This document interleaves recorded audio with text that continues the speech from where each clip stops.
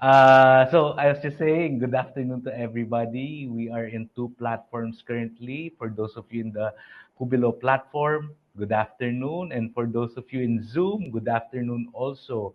So while we're waiting for the other people to get into the Jubilo platform, I'll start sharing my screen now, and maybe we can start the session officially.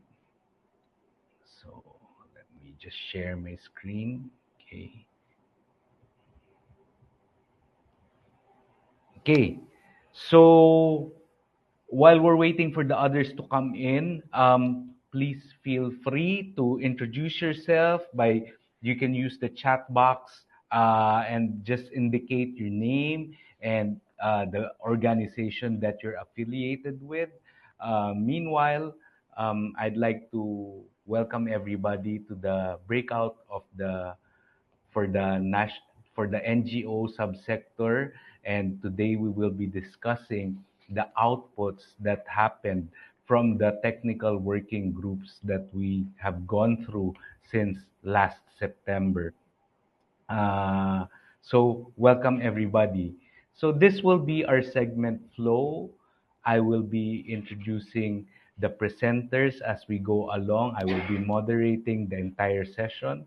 And after introducing the presenters, we will be going through a summary presentation of the Memorandum of Understanding, which establishes and delivers the function of the Association for NGOs for Social Enterprise Development.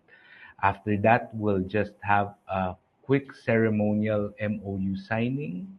Uh, and then we will be sharing the association members' preliminary identified programs in furtherance of the roadmap's action programs. Okay. And after that, we will open the floor for a plenary discussion, and we will welcome any questions or answers, questions from the audience regarding the things that we want to do with the NGO subsector in furtherance of the roadmap. So let me start by introducing our presenters. So since September, we've conducted monthly meetings with different groups from the NGO subsector. So we have foundations, we have nonprofits joining us, and the logos that you see on your screen were the members, the organizations, the NGOs who have joined the discussions, the different technical working groups that we conducted, and in one way or another, they all contributed to the outputs that we have that we will hopefully be showing you today. So let me go quickly over all the contributors. So we have Asian Solidarity Economic Council, represented by Dr. Ben Quinones, who is the chairperson for ASEC. We have Foundation for Sustainable Society Incorporated, headed by Mr. Dodo Makasayat, the Executive Director of FSSI. We also have ASCII Foundation, who is represented by Ms. Mary Grace Peña. So, by the way, ASEC, ASEC is an organization, the Asian Hub for enhancing the responsibilities of stakeholders in co-creating a compassionate solidarity economy. ASEC brings together 18 national and continental networks in 21 countries of Asia. Meanwhile, the Foundation for Sustainable Society, Inc., or FSSI, is a social investment organization committed to support the development of sustainable communities through social entrepreneurship. ASCII Foundation, on the other hand, is a social welfare organization providing direct services to indigent communities. The next organization who joined us was Patamaba, Pambansang Tagapag-ugnay ng Manggagawa sa Bahay, represented by Ms. Tess Molino, who is the North Luzon cluster lead.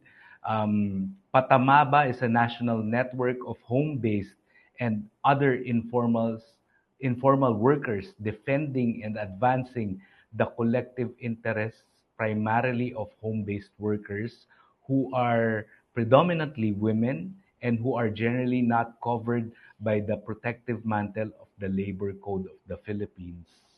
The next organization is Forest Foundation Philippines, who is represented by Ms. Carissa Bautista, who is also part of our North Luzon cluster.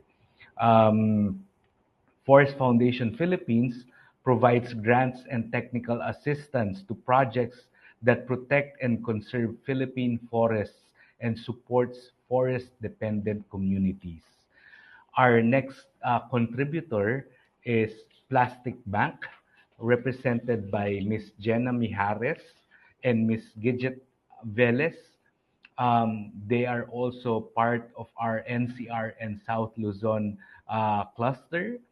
And Plastic Bank is a for-profit social enterprise, and their members exchange plastic waste at local collection branches for secure income and life-improving benefits that include access to health, work and life insurance, social assistance, digital connectivity, and banking services. Our next contributor is Peace and Equity Foundation, represented by Ms. Anna Vibar and Mr. Peter Nabong. Uh, Peace and Equity Foundation, or PEF, is also part of our NCR and South Luzon cluster. Uh, and PEF promotes social enterprises in the Philippines to help rural households and communities have sustainable incomes and productive assets.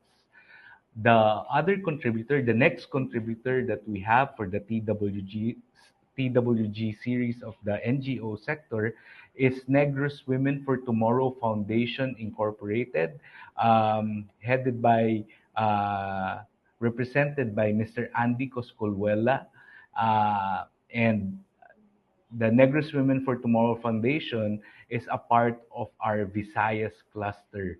Um, and the NWTF is a non-government organization that aims to help women achieve self-sufficiency and self-reliance, particularly in low-income and depressed urban and rural communities. Our next contributor is Rafi Microfinance Incorporated, uh, headed by Mr. Jonar Dorado, represented rather by Mr. Jonar Dorado, and Rafi Microfinance Inc. is part of our Visayas cluster. Rafi Microfinance provides microfinance services to underprivileged entrepreneurs. It has a branch network of 278 branches across the Philippines. Um, our next contributor for the technical working groups is FICO Community Outreach Foundation Incorporated, represented by Ms. Kathleen Odtohan. And FICO Community Outreach Foundation is a part of our Mindanao cluster. FICO Community Outreach Foundation is the social responsibility arm of the First Community Cooperative and is the largest open type cooperative in the Philippines. Now, our next contributor is the FISCO, or Davao Federation of Farmers Integrated Services Cooperative Incorporated, represented by Mr. Apologio Tabige. And the FISCO is part of our Mindanao cluster. And the FISCO is a non-government organization that helps small farmers improve their socio-economic status. Our next contributor for the NGO subsector is from Code NGO, or the Caucus of Development NGO Networks. represented by Mr. Sandino Soliman. And Code NGO is a private, voluntary, non-stock, non-profit corporation that certifies non-profit organizations that meet established minimum criteria for financial management and accountability in the service to underprivileged Filipinos. We also have Ms. Christine Rico representing our next contributor, which is the Bayanihan Project Network. Bayanihan Project Network is a consortium of faith-based, not-for-profit organizations that operates as faith-driven, decentralized network aligned on values and key mission goals for the Philippines. Now, we have two other contributors, the first of which is Association of Foundations, represented by Mr. Oman Jiao. So AF, or the Association of Foundations, is the first heterogeneous non-government organization network in the Philippines and currently the largest with over 200 geographically dispersed member organizations working together for equitable, inclusive, and sustainable development. And our last contributor, last but not the least, is the Philippine Council for NGO Certification, or PCNC, represented by Mr. Felix Tonog. And PCNC is the self-regulatory mechanism of the entire NGO subsector, and PCNC ensures the integrity, the transparency, the accountability, and service of accredited NGOs. So those are our initial batch of contributors from the NGO subsector for the Philippine Social Enterprise Development Roadmap. And of course, part of this group, as acting as ex officio members and as secretariat, is the Bayan Innovation Group, and also the Society for the Advancement of Professional Social Entrepreneurship, or SAPSE, of which I am a part of also. So I will go to our next slide now. We will try to discuss the MOU to establish and deliver the functions of the Association of NGOs for Social Enterprise Development. Before we get into that, I'll just recap what was already mentioned by Mr. Carlo Sagun earlier in the main room. This is the organizational structure of the National Governance Council. There will be representatives from each of the subsectors. So there will be representatives from the corporations, from the NGOs, from the cooperatives, from the academe, and from the MSMEs and associations, which include the social enterprises also. So for each subsector, they will be represented by a chairperson and a co-chairperson or co-chairpersons, who will act as members of their own subsectors.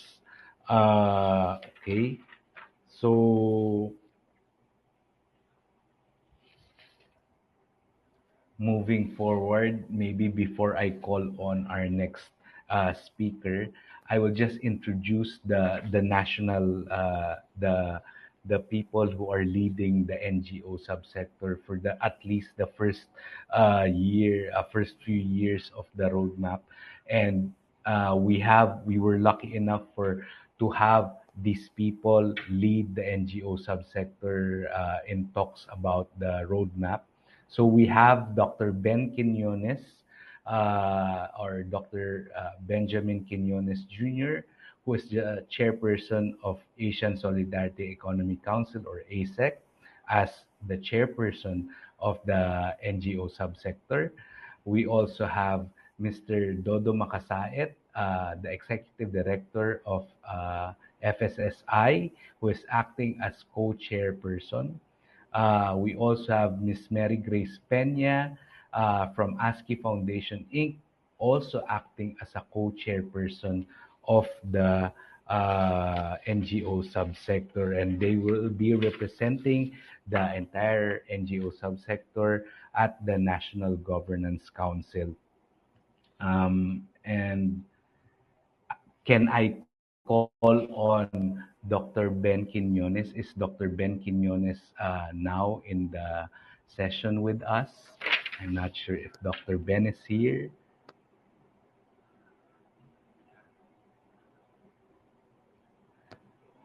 I do not see Dr. Ben yet in the Hubilo platform.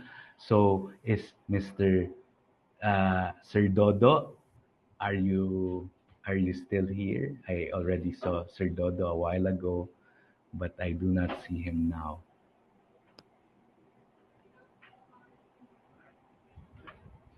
Okay, while we're waiting for Sir Dodo and Dr. Ben, Miss Grace, can I ask you to introduce? I'll be playing the PowerPoint presentation, but can you introduce our area cluster leads? I'll flash the ano, but please the take the floor to introduce our area cluster leads, no? So, Good afternoon po everyone. Good afternoon, Sir Rodmark. good Sige po. afternoon. So, I'm honored po to introduce po our area cluster representatives for the NGO social development and for the NGOs social enterprise development. So, from North Luzon, we have Ms. Tess Molino from Pambansang Kalipunan ng mga manggagawang informal. So she's our cluster representative for North Luzon, together with Ms. Carissa Bautista from Forest Foundation Philippines. And for NCR and South Luzon, our area cluster representatives are Ms. Jenna Mijares from Plastic Bank, and from Fees and Equity Foundation, Ms. Ana Bivar. Our area cluster representatives from Visayas, we have Mr. Andy Coscolluela from Negros Women for Tomorrow Foundation Inc. And from Rafi Microfinance Inc., we have Mr. Jonar Dorado. And our cluster representatives from Mindanao, we have Ms. Kathleen Odtohan, representing FICO Community Outreach Foundation Inc. And from Davao Federation of Farmers Integrated Services Cooperatives, we have Mr. Apologeo Tabige. So that. Thank you very much, Miss Mary Grace Peña. So Miss Mary Grace Peña, by the way, is the co-chair of our NGO subsector National Governance Council. So she's one of the co-chairs of the NGO subsector. Miss Mary Grace Peña is from ASCII Foundation. So thank you very much, Miss Mary Grace. Is Dr. Ben, maybe Miss Mary Grace, you can continue with the discussion of the org structure for the NGO subsector.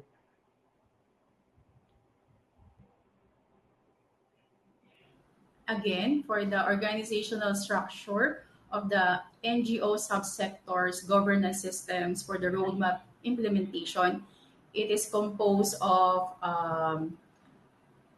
we have our chairperson with Dr. Ben Quinones, and co-chairpersons, we have Mr. Dodo Makasaet and yours truly. And representing North Luzon, NCR, and Visayas and Mindanao, we have the cluster representatives. So that compose the organizational structure of the NGO subsectors. So just to show you how the organizations representing the NGO clusters are represented in the Philippine map, this is how it looks like. So for those of you who are in the room who belong to an NGO or a non-profit or a foundation, hopefully in the next few months and within this year and maybe in the coming years, because the development road plan, the roadmap is for an initial 5 years. Hopefully, we'll be filling out the entire map of the Philippines with more organizations from the NGO subsector joining our efforts for the roadmap. So this is currently how it is represented, and hopefully we'll have more organizations there in the coming months. So just to share some of the pertinent materials about the Memorandum of Understanding, we will just share a few of the things that are written in the Memorandum of Understanding. And maybe I can call on Miss Car Bautista from Forest Foundation to help us with this section of the of our session today, just to share some of the things that we have. And Miss Car could probably read our this part of the MOU. Miss Carissa Bautista, are you there?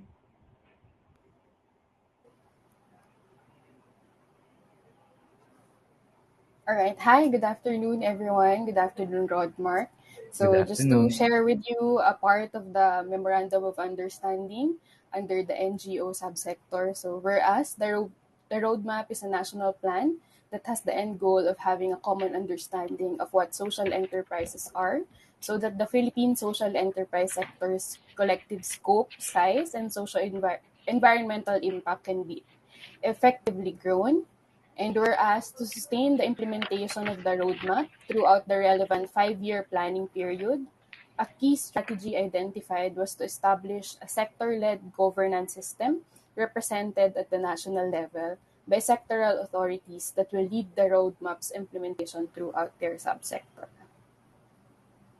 So next one, whereas to jumpstart the implementation of the above-mentioned key strategy, a series of technical working group meetings were conducted from September 2002 to February 2023 with critical actors of the component subsectors of the country's social enterprise sector, corporations, cooperatives, NGOs, academe, and MSMEs or associations, collectively hereinafter referred to as the subsectors. Whereas the said TWG meetings have the following objectives. Number one, to establish a sector-led governance system represented at the national level by sectoral authorities that will lead the roadmap's implementation throughout their subsectors. Number two, to organize the subsectors into the governance system with representation from the subsectors' major apex networks. Whereas the authorities of the NGO subsector who participated in the said TWG meetings have agreed to organize the NGO subsector's collective contribution to the roadmap's implementation by organizing relevant Philippine NGOs into a network that will be known as the Association of NGOs for Social Enterprise Development. Now, therefore, for and in consideration of the foregoing, the signatories to this Memorandum of Understanding, collectively hereinafter referred to as the parties, have agreed to forge a partnership and work together for the collective contribution of the Association of NGOs for Social Enterprise Development for the implementation of the roadmap towards the achievement of its intended end results. Thank you very much, Ms. Carissa Bautista of the Forest Foundation Philippines. Um, for now, for those of you who are part of the roadmap already and who are here in the platform, maybe we'll take a few minutes for this ceremonial MOU signing. So if I can ask those of you who are part of the roadmap already if you can just sign the MOUs that are with you already, and if you can show your MOUs afterwards. Maybe we'll give you a minute or so to sign the MOUs.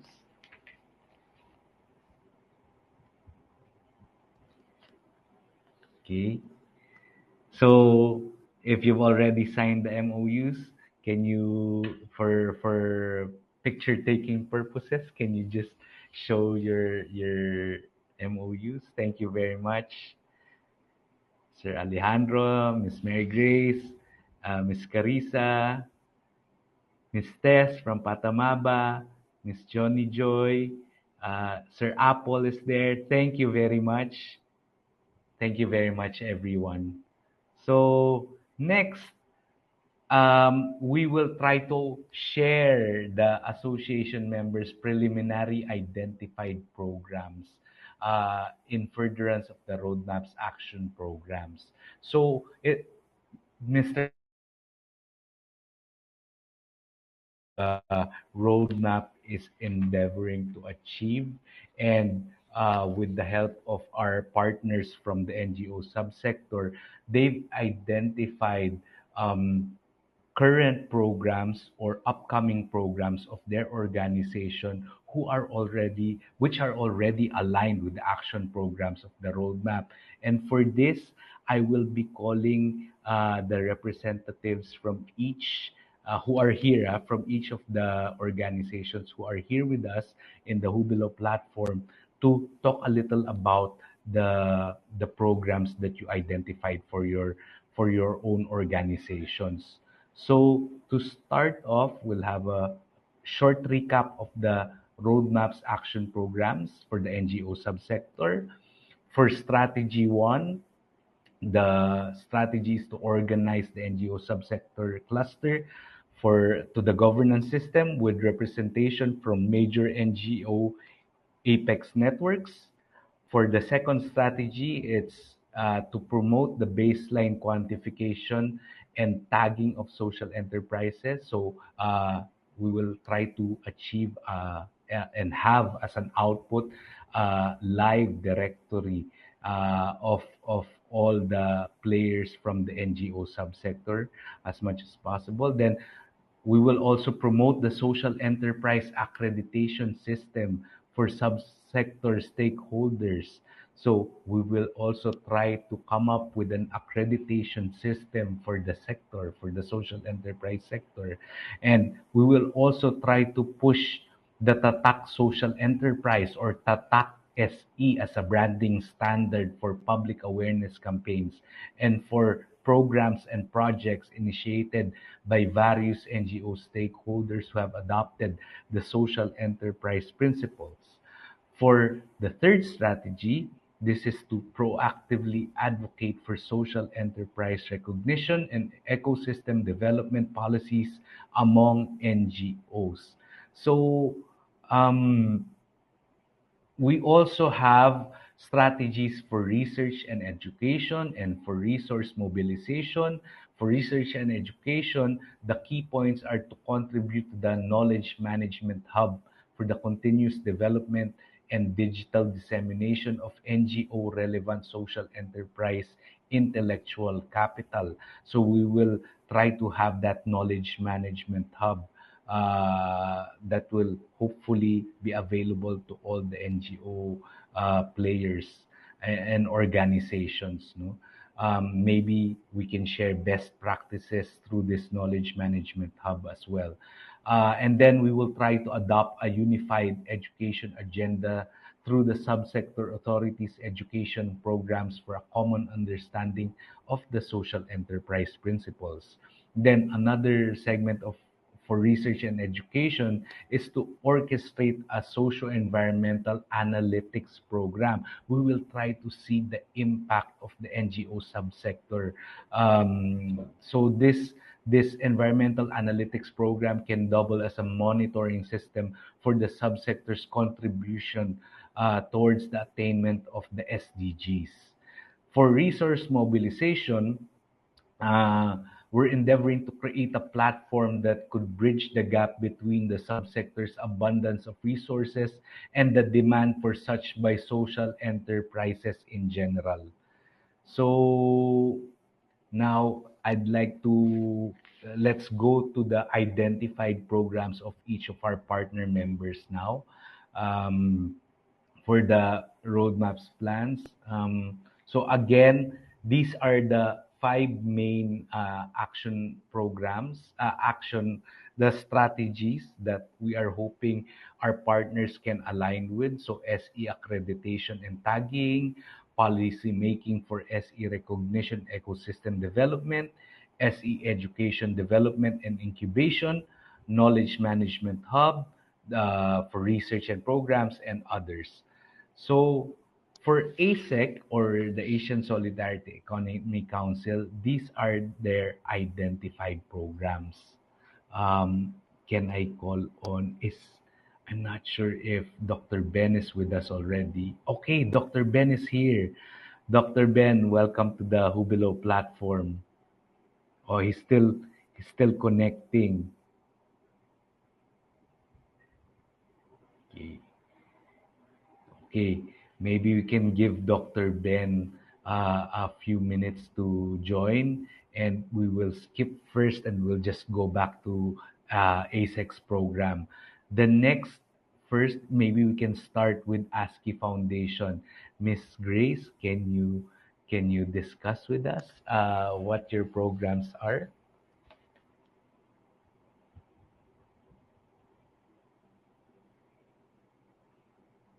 Hello, Miss Grace, are you there?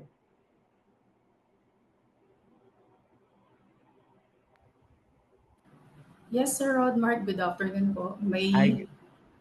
may kaunti lang pong problem sa internet. Medyo Oh, mabagal. okay. But can you see the screen? Yes, sir. Okay, Yeah. thank you. Okay po. So good afternoon, everyone. Today, I would like to share with you some of our social enterprises that were created through our community development program. So first, I would like to share with you what is ASCII Foundation. So we are the corporate social responsibility arm of the ASCII group of companies. Our headquarter is located in Cabanatuan City, and we are operating in the areas of regions 1, 2, and 3. Our core program focus on community development, education, health, environment, outreach, and shelter. So under our community development program, we have three projects: the Men at Work program, 25 communities project, and Project Maria. So these projects help to improve the economic opportunities in the communities through livelihood or skills training program. So let me start with the Men at Work. So the Men at Work program was established in 2016, and we use as an integrated approach to development. So the integrated approach to development includes community organizing, skills development, spiritual and values formation, and some community-based projects. And it also includes livelihood and employment opportunities. So for the Men at Work program, our target beneficiaries are the unemployed and the underemployed men. Yun lang po mga nakatambay na mga kalalakihan. Yan. So the program aims to empower men and help them become positive and productive members of their communities. And next po is the 25 communities project. This was created to help improve the economic opportunities by providing a supplemental source of income through livelihood programs. The project was completed in 2018 and was able to help improve the living standards of the communities it served. And lastly, we have Project Maria. Project Maria is currently in its inception stage. So it focuses on economically marginalized women. The primary objective of the project is to promote gender equality and women's economic empowerment. Through Project Maria, we hope to help women in our communities to gain access to livelihood opportunities, financial services, and other resources that can help them improve their economic standing. So through these projects, we were able to create two social enterprises. So we have one group of dressmakers from Bagong Sikat, Cabanatuan City, and the Men at Work Consumers Cooperative. So these enterprises provide sustainable livelihood opportunities to the members of our communities. So the member of these social enterprises, the Samahang Mananahi ng Bagong Sikat and the Men at Work Consumer Cooperative, were also converted as members of ASCII Microfinance and ASCII Microinsurance. So aside from ASCII Foundation po, they are now a member of those two business units in the ASCII group. This is to ensure that they have access to financial and insurance services. So with these two enterprises, we are proud to say that we have been successful in providing income and livelihood opportunities to our community members. And we believe that by investing in our communities, we are able to help create sustainable and inclusive economic growth. So yun lamang po at marami pong salamat. Thank you very much, Miss Grace, for sharing that. Thank you for sharing ASCII Foundation's identified programs. Ang galing ng mga programa ninyo, and more power sa inyo, Miss Grace. Next, we will show, this is Code NGO, or the caucus for, so unfortunately, the representative from Code NGO, Mr. Soliman, cannot make it today. So I will be sharing their programs, their identified programs. So they have two programs which could form which could help towards the roadmap's objectives. And this is, first is the capacity development for member networks. As mentioned earlier, Code NGO has a wide network of members, and they have capacity development program to help the member networks. And also, they have a COVID-19 recovery agenda program. So for our next organization who will be sharing with us their programs is the Fisco, and I would like to call on Mr. Apple, the representative of the Fisco, to discuss. Sir Apple, hello po, magandang hapon po sa inyo, Sir Apple. Can you unmute yourself? And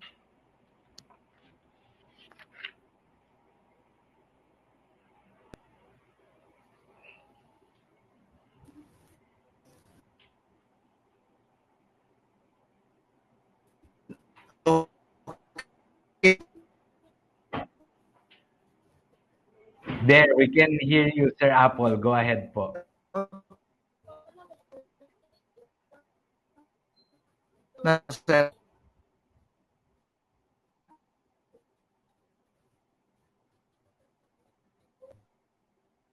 Medyo may internet connection problems yata si Sir Apple. Ayan, Sir Apple. Maybe you can close your camera first, Sir Apple. There.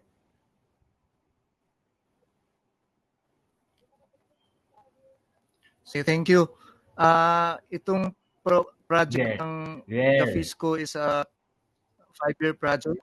Tapos, ang target is around 54 farmers organizations. 44 are village cooperatives, and the rest are farmers associations. The main objective of this project is to improve the farm income of farmers, mostly rice, coconut, and cacao farmers. So there are three major components of the project. We have the capacity building component, wherein we strengthen their village organizations. Then we have this sustainable agriculture. We teach them how to do organic farming, then practice integration and diversification. Like in rice, we have set up learning farms for duck, fish, in combining rice. Then in the upland areas, coconut is diversified with cacao and banana. Then we have also promoted financial services of these organizations. So we help them mobilize internal capital, then manage microfinance services. At the level of the fisco, we have that portfolio of providing them soft loans for the village co-ops to retail this fund to their communities. Then the third component is the marketing aspect for them to get better prices for the products of their members. So the fisco is engaged in the procurement of locem and organic rice. Uh, at the village level, they are also engaged in the trading business, buying copra, rice, cacao, banana, and have some market terms with processors of banana chips and cocoa oils. So this project is supported by We Effect, a Swedish-based NGO. Thank you, sir.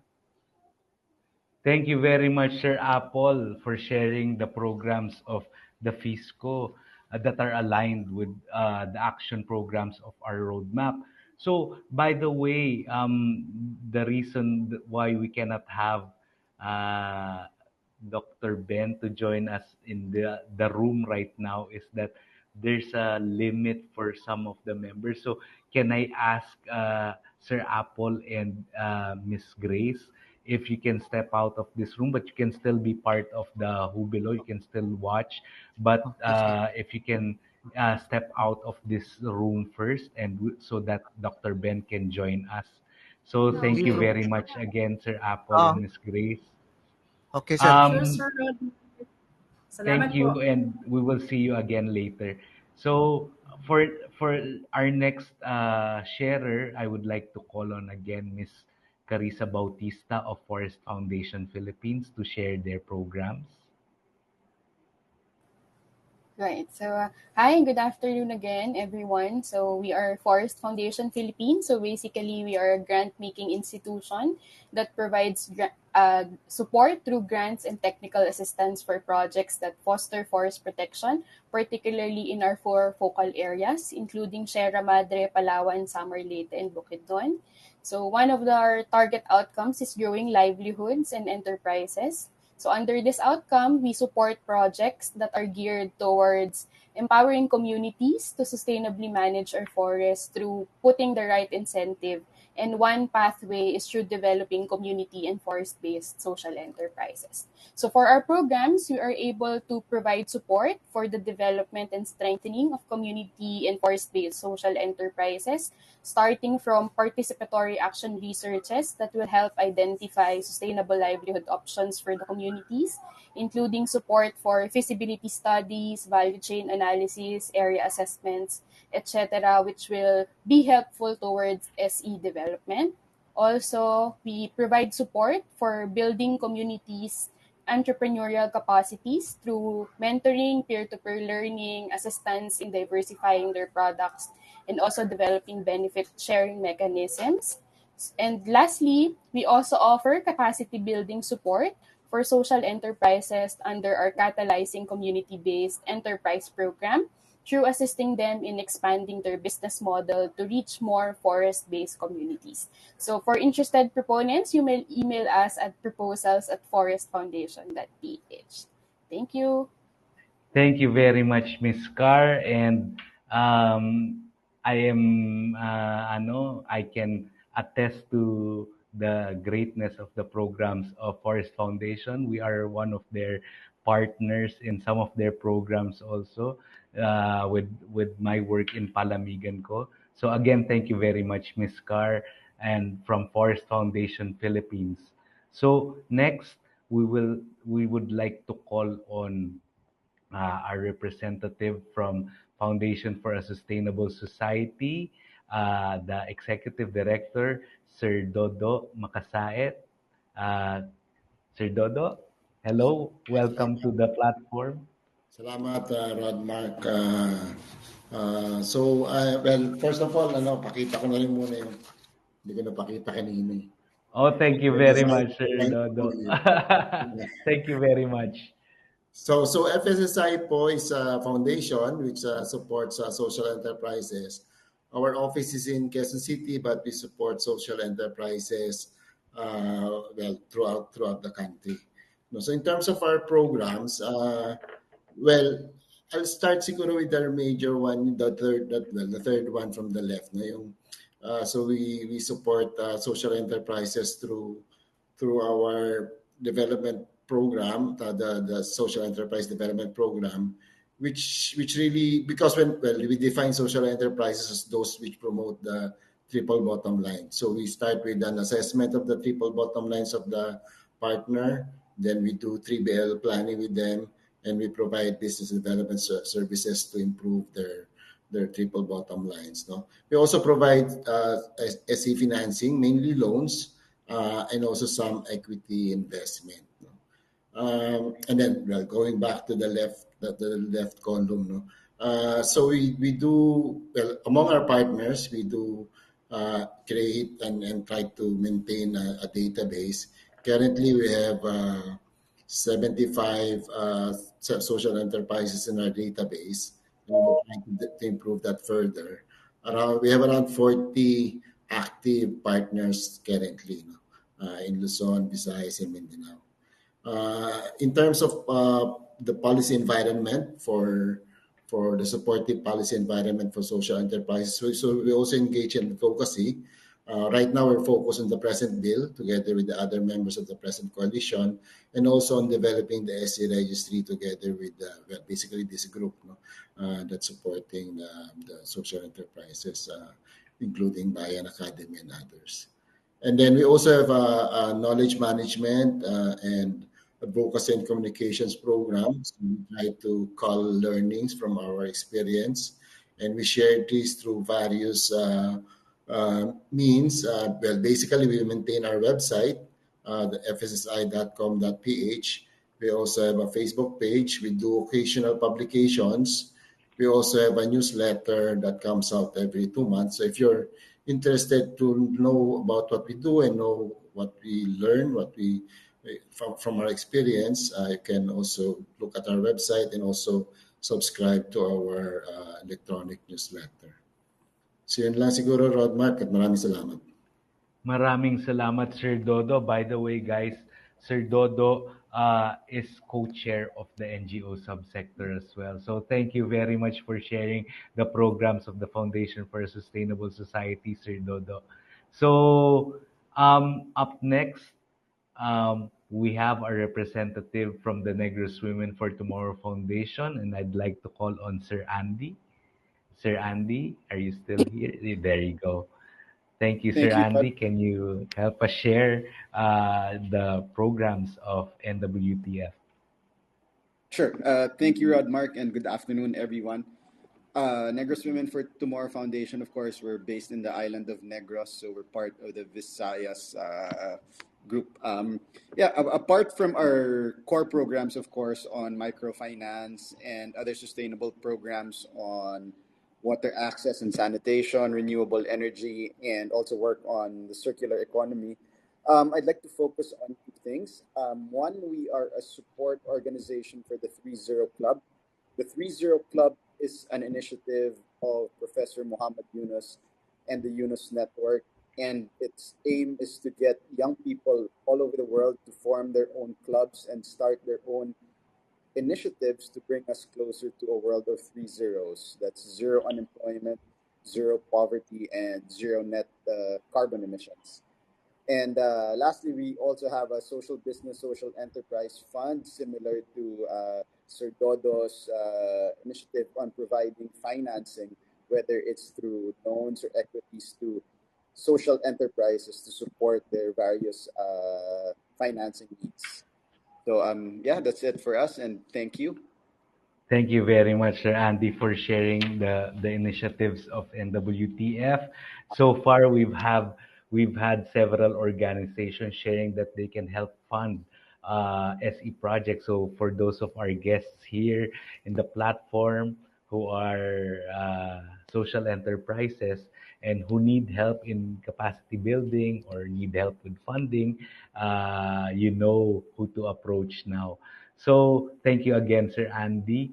Next, we'd like to call on our representative for the Pambansang Kalipunan ng mga Manggagawang Impormal or PATAMABA. I'd like to call on Miss Tess Molino. Miss Tess, good afternoon. Yes, hello, good afternoon, Rodmark. Good afternoon, Miss Tess. So, sharing with you Patamaba programs on Patamaba is Pambansang Kalipunan ng mga manggagawang informal sa Pilipinas or a national base of women in the informal economy. So, ang Patamaba as we have a member of 18,000 national. It's a member-based Fantastic. organization, yes. 98% are women and only 2% are men. So, at present, Patamaba is into capacity development. So, meron siyang 5 programs and then it's more on, we do advocacy work in terms of asserting the rights of women in the informal economy, especially on the aspect of gender equality and then to access and control of resources, especially on the productive and now into a housing, which is one of our major programs and activities on access to housing, land, and financing. And then in terms of advocating for the women's right, especially of the informal workers, we are pushing for the Magna Carta of workers in the informal economy. So we also into the developing the ecosystems of the SSE of Patamaba, which from livelihood project, we upscale them into a live enterprise and then toward social enterprise development.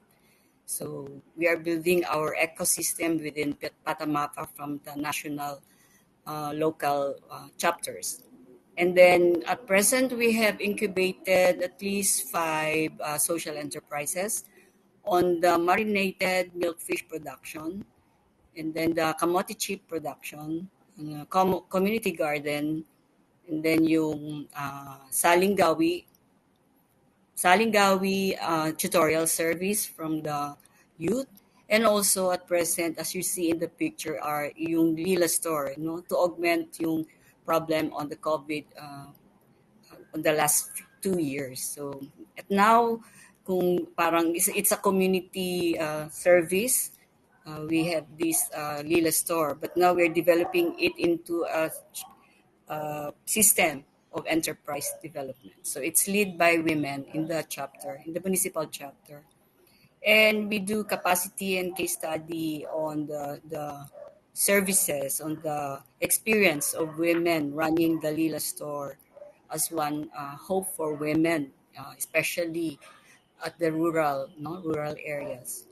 And the others are also developing the youth, organizing youth, especially we want to develop a second liner for Patamaba, developing their social enterprises.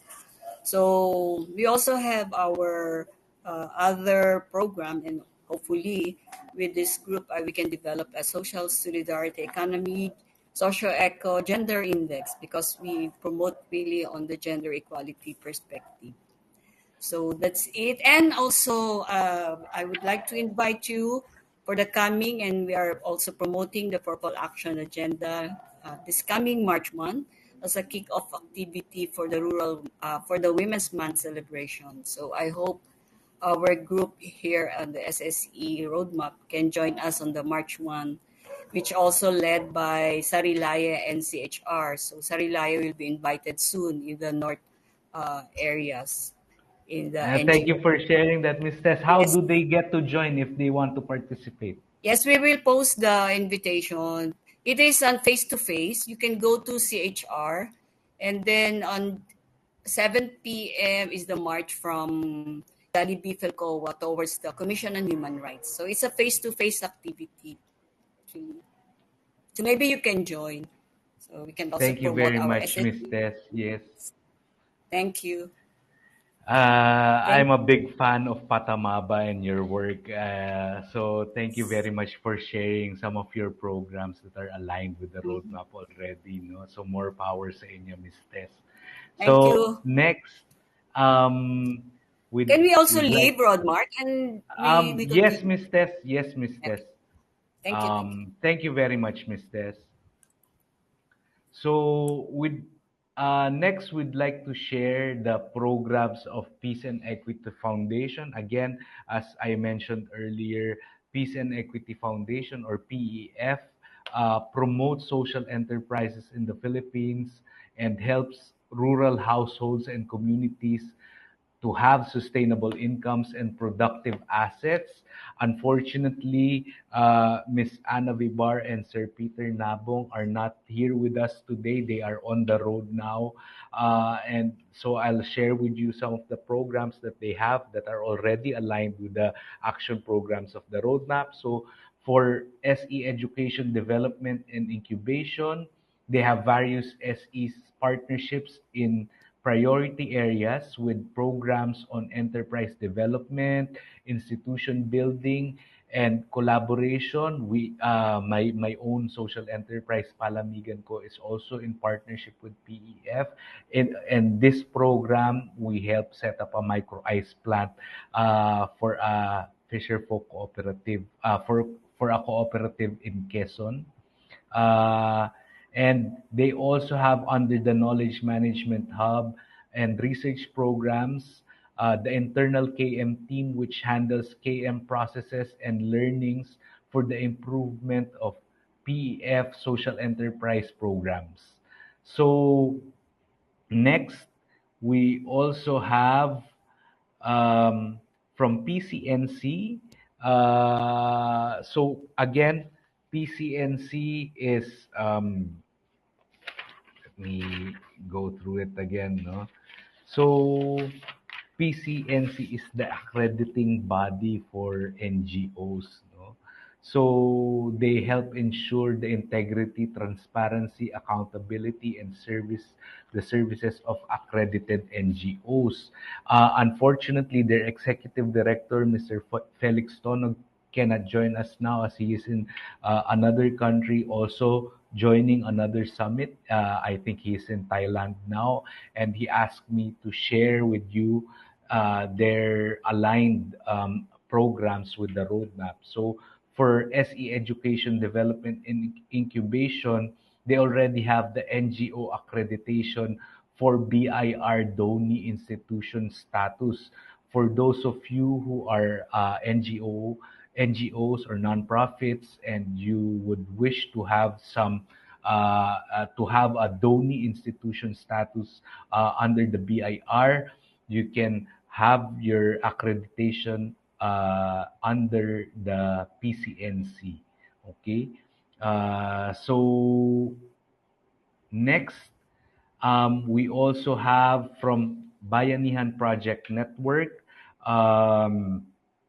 So Bayanihan Project Network is a faith-based nonprofit for not-for-profit organization that operates as faith-driven, decentralized network aligned on values and key mission goals for the Philippines. Unfortunately, Miss Christine Rico is now in the US and couldn't be with us today, but she asked us to share Bayanihan Project Network's aligned programs, and this is under the SE Education Development and Incubation Action Program of the roadmap. So first, they have a faith-driven entrepreneur foundations group. The second, they have a faith-driven investor foundation group. And third, they have the Dream Bigger with God through business workshops. Um, Also, our next organization is from Plastic Bank. And again, Plastic Bank is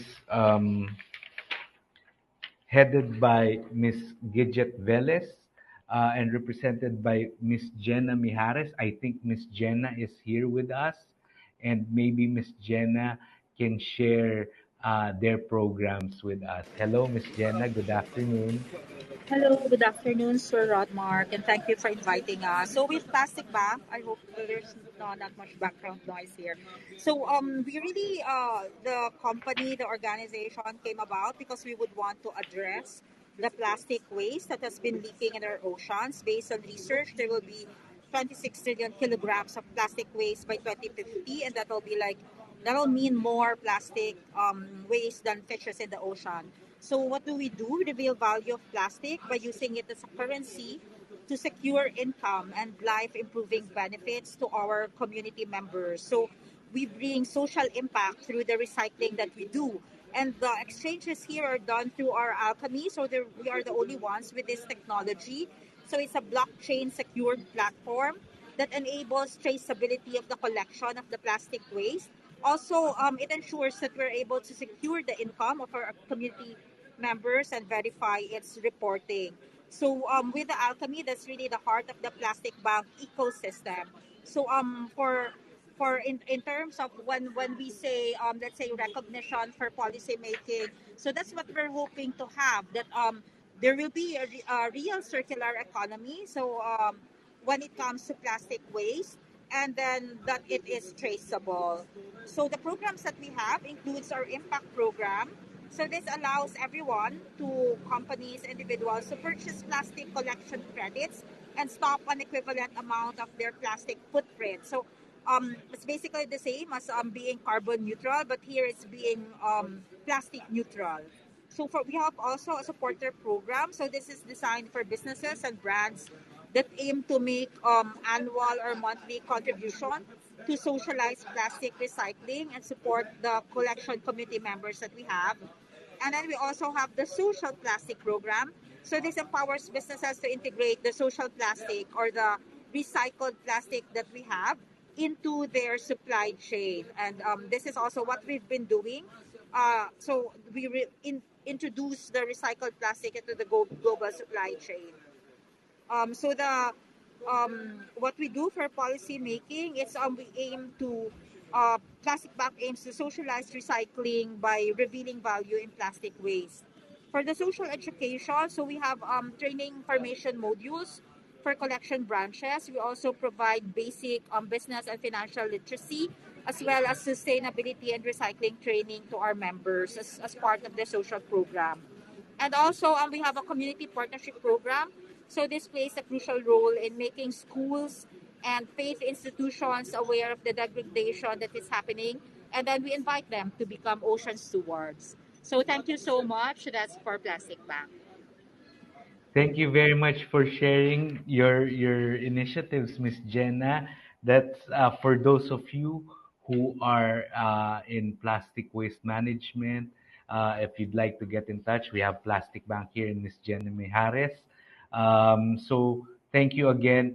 And our next sharer is from Rafi Microfinance Incorporated, and we have Miss Joni Joy Dumasig to share with us their initiatives. Hello, good afternoon, Miss Joni. Hello, good afternoon, everyone. So I'm Joni from Rafi Microfinance. We are actually an NGO based in Cebu, family-led NGO by the Aboitiz family. So one of our key programs in our economic well-being cluster is Rafi Microfinance. Basically, we have our main program is really on our microfinance, so helping our MSMEs have access to capital, microinsurance, and micro savings. But apart from that, we have also developing right now and actually really beefing up our development incubation program. This includes our learning hub, which is where we have modules that we train our clients on financial literacy, digital literacy, entrepreneurship, and we also have another program, the Tindahan ni Nanay, where we help our clients be able to sell their products, meet market, link them to potential buyers and consumers, not only individuals but as well as different businesses as well.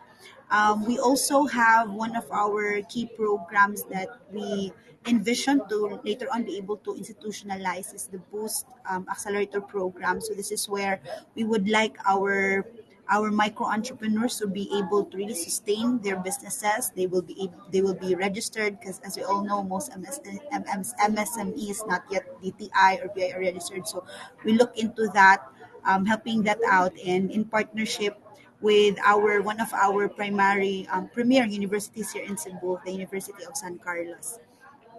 For knowledge management and research programs, we actually have a dedicated Center for Research department who's actually doing most of our researches. So even before we develop programs for our clients, we call them our clients or MSMEs, and even any process improvements that we do in the organization, we tap them to be able to really have programs that are actually relevant, tailor fit, especially to the needs of our MSMEs. So other programs that we currently have, we also internally we also recognize our clients for being our ambassadors. We've actually sent in and some of our we've had 3 clients. Two of them actually win the City Micro Entrepreneurship Awards by the Citibank in the past few years. We've had one who was a COVID champion last 2020. So we pitch in clients to be recognized at the national level, but internally we also recognize our clients who've really got out of their way, succeeded, but not only that, helped out communities, their own communities as well. We also have established, we are in the 4th year of our we call it our Bugsay scholarship program. So to some of you who don't understand Cebuano, Bugsay is like the oar or a paddle. When we use that term to move towards their dreams. So this is a program that we have dedicated for our clients' children, basically. So right now we have almost 55 scholars that we have already sent to tertiary education to college. And last of we also have a health program. So this is where, especially during the pandemic, this was birthed during the pandemic in 2020. We've partnered with several doctors in the different municipalities where we have our operations, our branches, and had them provide free. Actually, we subsidize. We are the ones who paid for it, but free medical consultation, and as well as online virtually, we've also had partners to do both psychosocial and even medical consultations at that time. So we're looking at beefing that up, especially with Rafi, Ramon Aboitiz Foundation Incorporated, who has a cancer institute. We're looking at a partnership with Fantastic. them to be able to provide free cervical, breast and cervical screening to our clients. And last but not the least, we also have a water and sanitation program in partnership with water.org. So we have been implementing this since 2017. So providing capital water credit to our clients, at the same time training them, enabling them to really understand that water is very important. Water sanitation is actually a very important part of their lives, especially that the community that we are serving, no, MSMEs are actually quite vulnerable to this. So to date, we are already across the country. So we have branches in Luzon, Visayas, and Mindanao, 293, and serving 600,000 clients. So we hope to further expand our reach in the coming years, as especially with this partnership that we have. So if you want to know more about us, we also have our virtual booth around. Come and visit us. Thank you. Thank you very much, Miss Joni. The programs that you shared with us of Rafi Microfinance are all amazing. So again, looking forward to this partnership with Rafi Microfinance Inc. So thank you again, Miss Joni. So unfortunately, we've been trying to have uh, the chairman of the NGO subsector to be part of this program this afternoon, but he's having some technical difficulties with this internet, and he has asked me to share the programs of ASEC in his stead. So let me stop sharing first so I can go back to his slide. So again, thank you very much, Miss Joni. Let me get back to the slide of ASEC here. I will just share this. Okay, let me share again. So,